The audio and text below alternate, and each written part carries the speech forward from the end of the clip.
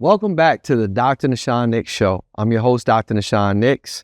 I want to put out a couple shameless plugs. Number one, be sure to get your copy of Complete Transformation by Dr. Nahshon Nicks. Get your copy of the book, Complete Transformation by yours truly, on Amazon and Kindle. So you can get the digital version and you can also get the paperback. Once again, that's Complete Transformation by Dr. Nahshon Nicks. Also, as we're going into Giving Tuesday for the month of November, be sure to support TeamNitroMMA.com. TeamNitroMMA.com. Our mission is to build leaders and character through martial arts and mentoring. Get involved, partner, sponsor, donate. With that being said, we're going to segue into the show and welcome my brother and friend, Willie Cook. Thank you for having me. Yes, Willie, if you would please share with our listening and viewing audience a little bit about yourself. First and foremost, I want to thank you for having me today, man. You have been a mentor in my life for the last 5 or 6 years, and just a pleasure to be here and a pleasure to be amongst you today. I'm Willie Cook with PWRC, the CEO and founder for PWRC, and I want to talk to y'all about Safe Encounters Initiative today. I am from Jacksonville, Florida. Duval in the house. I was born and raised in the Ribault Scenic area, and that's where I kind of spend most of my days. But coming from a background of in that community, the Moncrief area, you know, we coming from that background, I've made some decisions and choices that kind of, let's say this, I've been through the struggle and have been through the transformation as well. And yeah. All right. And with that being said, what does PWRC stands for? So PWRC is people who really care. People who really care. Okay. And before we go into Safe Encounters, where would that formation come from? Like people who really care, like who really has to say, I really care? Right. Okay. But I'm glad you asked. But people who really care, it was something, me and 3 people, we worked together for a local initiative to help stop gun violence. We decided to put together a program called People Who Really Care. And the mission, the sole mission, is to empower you to choose purpose over prison. And we do that by education, mentorship, and providing opportunities for them. Yes. And I want to tell you thank you for that, because anyone with a psychological background or a child development background, you would understand that typically the prefrontal cortex is not typically fully developed in most males until the age of 25. So when you're looking at, like most people don't want to say I was gullible or naive, but the truth is that brain and the development, you really are somewhat playing Russian roulette with your life if you don't have the right mentors, the right guidance, the right circumstances, the right environment. There are some anomalies, however, but typically for those that are on the right path, they typically had the mentors already. They had the environment that was conducive for growth already. And then at the same time, they had an idea and a trajectory. For a lot of predominantly Black youth, it's typically sports, athletics, music, or art. Every now and again, you may find an intellectual, but by the time they realize that they're intellectual, they don't go to the neighborhood schools. They're taking that intellect to the gifted and magnet programs, to where the local neighborhood kids will have to be lotteried in. So they don't get a chance to glean or even admire those type of individuals, because they're somewhat segregated. So when you say purpose over prison, in my years of living, I typically find brothers and sisters who find their purpose in prison. And it just hurts my heart because, like, how couldn't we help you find your purpose before you got here? Exactly. Because with my niche in martial arts, some of the most humble, beautiful brothers that are able to teach the skills, they typically have the story and the background, which means they can't be in contact with the children. So the people that can actually tell the story, because of their background, they can't be around to tell the children, this ain't what you want. This is not the outcome that you're looking for. Even though this may be glamorized and glorified, this is not as advertised.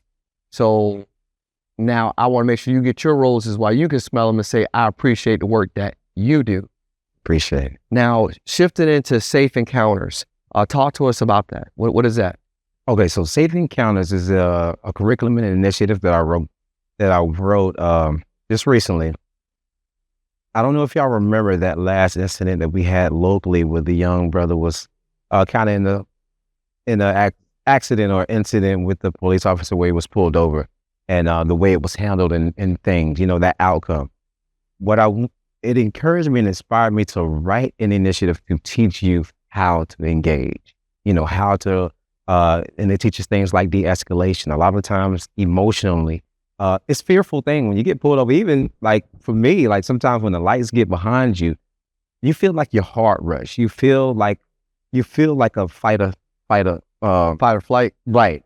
So it teaches you to calm your nerves, be emotional, de-escalate the situation, speak respectfully.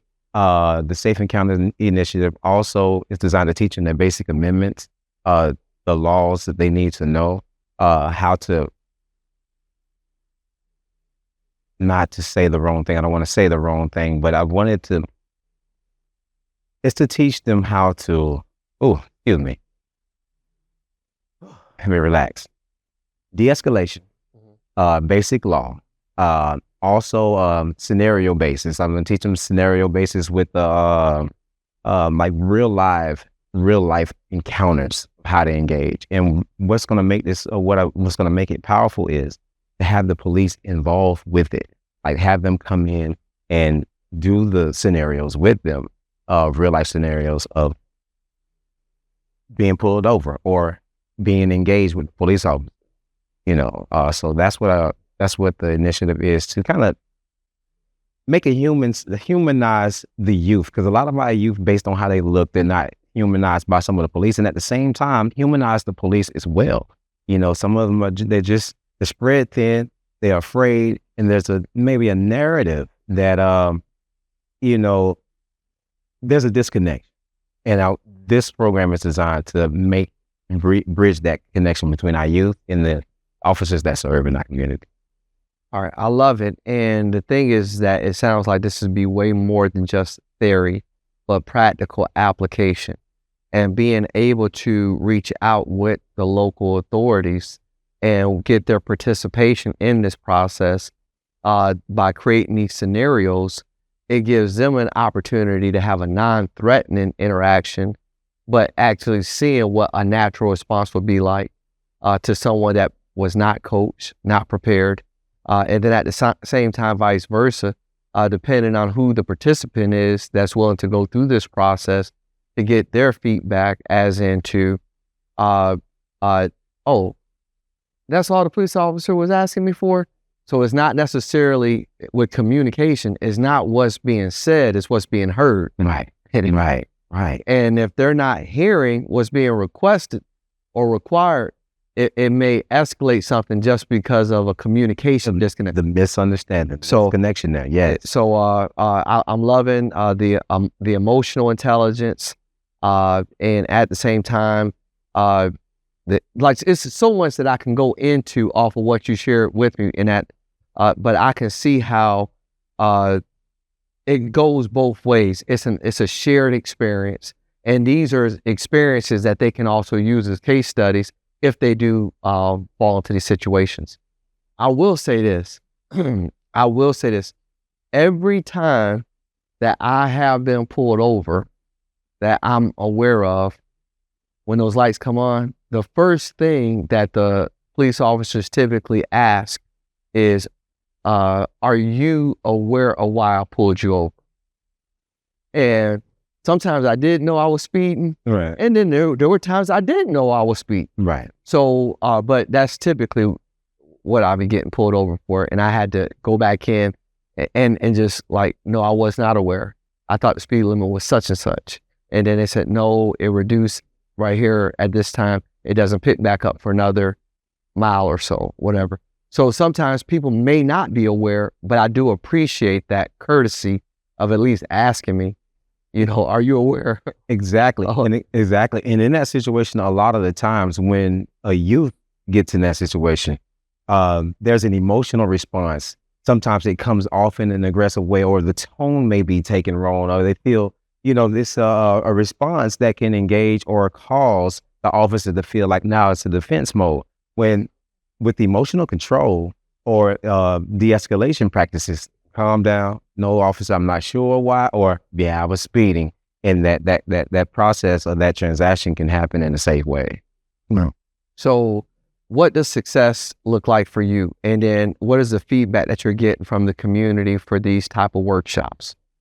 What success would look like to me is to get the community involved, JSO involved, maybe even churches involved, and schools involved with this initiative, to present it to our youth and make it to be something that is a common practice, something that youth are being taught normally.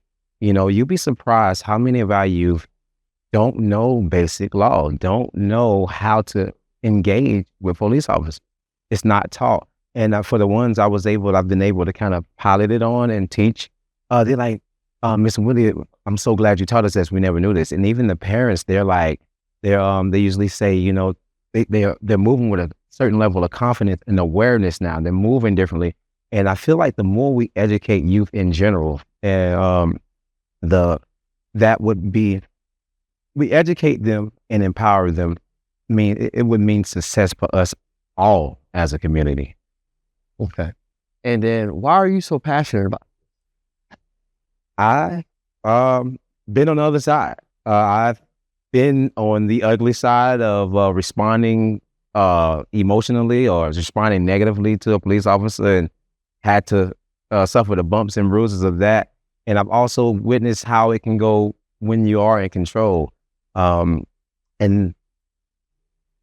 it can make the difference. Unfortunately, I had to experience what it was like to try to have a record and then have to live life after the record and transform to be, you know, a viable citizen, a father, a providing father, and able to provide, you know, for a family. And I want to prevent youth from having to go through that hardship of having to try to get menial jobs to take care of families. Once that record, or once you build a record or you get incarceration, it becomes tough. And I want to prevent that instead of react to it after it happens. Okay. Real quick, while we have this moment, how can people get behind what you're doing? How can people get behind these initiatives?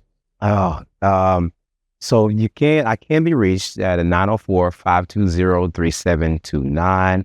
My email is Sir William Cook, that's SIRWILLIAM Cook at pwrcare.org.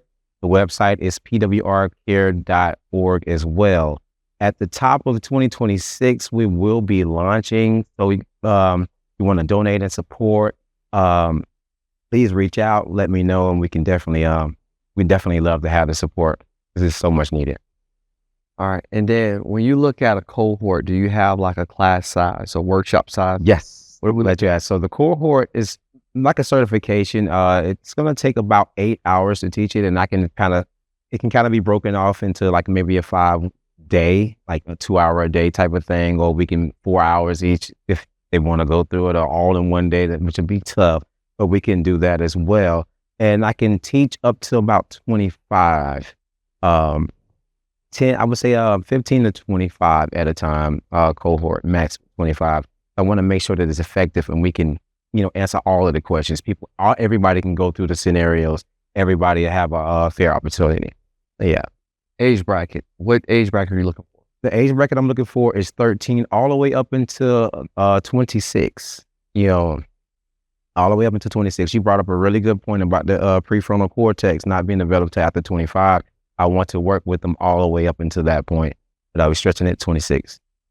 Awesome. And then is this just landlocked? Because obviously when we send this out online, if someone is in Chicago, Detroit, LA, Miami, Dallas, would these type of seminars and workshops be available in other cities outside of Jackson? You asked me a question about the success and what success looked like. After it's piloted, tested, and I would like success will be like it's trainable. You can train the trainer, so that way other trainers can facilitate this course, not just in Jacksonville, but in all the counties in Florida and even the nation. I think this initiative would benefit the whole nation once it's made scalable. But yeah, that's what success would look like for this initiative. Okay. And then with Safe Encounters, obviously we're talking about, I'm assuming from the traffic stop perspective, is there a reach outside of that as well? As far as encounters? Yes. So the encounters, and I'm sorry I wasn't clear, but the encounters and scenarios, there's the traffic stop. There's a traffic stop where you have more than one person because there's a difference there too. And then there is an encounter on the street that's in the scenarios, and also an encounter if they come to the home. We want to teach them how to safely navigate and respectfully navigate and know their rights through all of those encounters. It's not just the traffic stop. It's the multi-traffic stop with you and your partners, solo. Then it's the stop if you're just a pedestrian, and the home approach to. Okay. All right. And then, all right, we talked about the support. By any means, have you gotten any negative feedback? Like, who wouldn't want this? Or has anybody shared with you, you wasting your time? The police officers just going to do what they're going to do. People going to be people. Yeah. This has been, some feel like maybe teaching youth to just comply, and some may feel like it's an anti-police thing, but it's not anti-police, nor it's neither one of those. It's basically a program designed to bridge those gaps between police and the youth, and through humanizing them, letting them be able to. You use humanize a couple times. Like, I'm curious. Like, have we really turned into that society where we don't see police officers as husbands, fathers, granddaddies, uncles, or Pop Warner coaches, PAL coaches? Like, these people, like, they love the community, pastors, ministers. I mean, they love people too, right?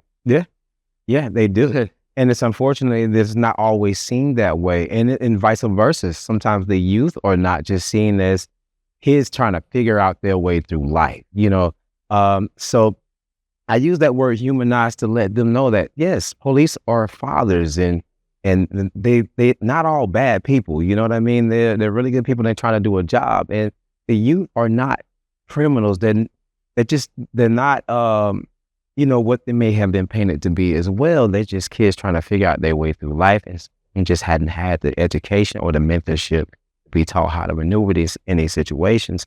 And that's what this program was designed to do.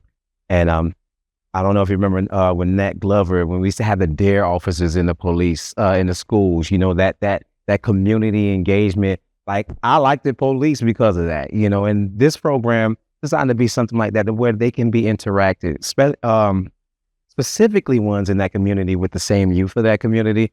It just encourages a different outlook on both for police and for youth.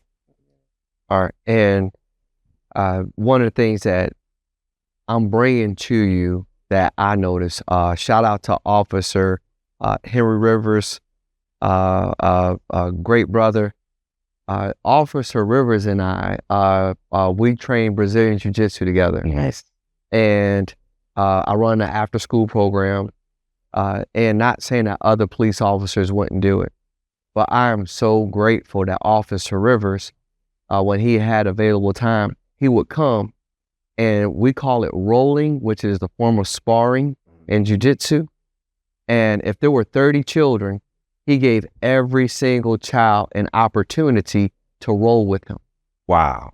Yes. And I said, Officer Rivers, touch is a love language. And sometimes I feel like our youth only get touched by the police when they do something wrong. I would love for them to make contact with you, so that way 5 years from now, and you're Chief Rivers or Sheriff Rivers or whatever, like, oh man, I remember when we were rolling, and then people were like, you ain't rolling around with no police officer. But it was just, but because, like I said, I remember growing up where you would ask somebody, what did you want to do when you grow up? If it wasn't the military, Army, Navy, Marines, the Air Force, Coast Guard, it was, I want to be a firefighter. Right. I want to be a police officer. Mm-hmm. And those are people pertaining to psychology. When you're talking about fight, flight, freeze, froze, when they see danger, they run to it. They don't run from it. And anyways, so I give all of those who put their lives on the line in public safety or for our nation the most utmost respect and props, because you can't pay them enough to put their life on the line. Right, right. And then they have families as well if something does happen. And I think sometimes people forget about the families that these individuals, they want to go home too. Absolutely. They want to go home, but with what you're doing, it does give us an opportunity and give our youth an opportunity to make contact with the officer before, like, it's not just consequential, if that makes sense. Right, that makes perfect sense. Yeah, so now it's got to be punitive. This is an opportunity for us to build relationship, rapport, and possible support, you know? Absolutely, absolutely. Is there something that you would like to share with our listening and viewing audience that I may not have asked you, Willie, that you want to make sure that they know, and that you want to, like a call to action, something that you may have coming up, an event that you're going to be a part of, supplies that you may need, or subject matter experts? I'm giving you this is your time right now. I got you. Yeah, thank you for letting me have this moment. The Safe Encounters Initiative will launch next year in 2026. We use JSO officers, community leaders, preachers, teachers as well, to be a part of it. I'm actually going to be a part of a community police-based relation forum with the Jacksonville Urban League on the 12th. 12th of what? The 12th of December. Okay. The 12th of December. I would like for y'all to come out and support it. Be at the Northside Church of Christ. Is that Cleveland Road? Or Avenue? Avenue B. Avenue B. Not far from Cleveland, but Avenue B. We're going to be able to discuss and talk about things like that as well. But yeah, once again, it's going to launch next year. You got my emails. Sir, give it to me. Yeah, give it to me again. Sir William Cook at PWR Care. My phone number, you can reach me personally, 904-520-3729. Also, the website is pwrcare.org. Awesome. And pillars with PWR Cares. Is there any pillars out there that, because from my running a nonprofit, a lot of times when you're looking for sponsors and donors, they typically give according to where the missions align. Like how does your mission align with what we want? So just making sure that they can hear that and that you're saying it in your voice. As far as these are our core components. Our core components at PWR Care, people who really care, are empowerment, engagement, education, and economic opportunity for youth. I find that these 4 principles and these 4 pillars help derail youth from taking paths that can lead them in being incarcerated. And that's the ultimate goal. We want to have you choose purpose over prison. I love it. I love it. And I would have to concur with you based on your initiative. We surveyed 100 youth from 32206, 32208, 32254, and 32218, and a little bit of 32211 in those zip codes. Out of 100 youth sampling different zip codes, their number one concern was death and dying. Number two was making money. These were youth, like teenagers. Number three was police interactions. And then number four was good grades. So their school-age children where grades was not the top three priorities. So I'm just sharing with you, I have the data to back this up. Appreciate that. So you're not off. So like I said, a lot of times, another thing when I look at people working with socially economically disadvantaged individuals or families, what happens is that they want to work with folks that they're not really on, they don't really need the service, but they get credit for going through the program, so to speak. Whereas with what you're talking about, those are services that are actually needed. Oh, yes. And I don't see you shying away from the people who really need it as well. And especially if they can see the value in what you're bringing. So one more time, any last words or closing thoughts before we close it out? No, man. Once again, man, I'm just really thankful to be here and share it. Please excuse my nervousness, but as we continue to grow and go and transform into this initiative, I'm just thankful to be here and thankful to be amongst you today. Again, Safe Encounters Initiative will launch 2026. pwrcare.org. 904-520-3729 is my number. Please reach me. And man, just thankful to be here today, bro. Awesome. Thank you everyone for staying tapped in, tuned in, and leaned in to the Dr. Nahshon Nicks Show. One of the things I like to share with folks is that excel is the movement and excellence is the destination, meaning it's a perpetual state of improvement and progress. And it's not just for one of us, it's for all of us. And I'm so grateful for Mr. Willie Cook, his team, and all those with PWR Cares that are really bringing these preventative measures to the city of Jacksonville and abroad. As I always say, knowledge is power. Knowledge of self is powerful, but knowledge of God is the source of all power. I love you and God bless you.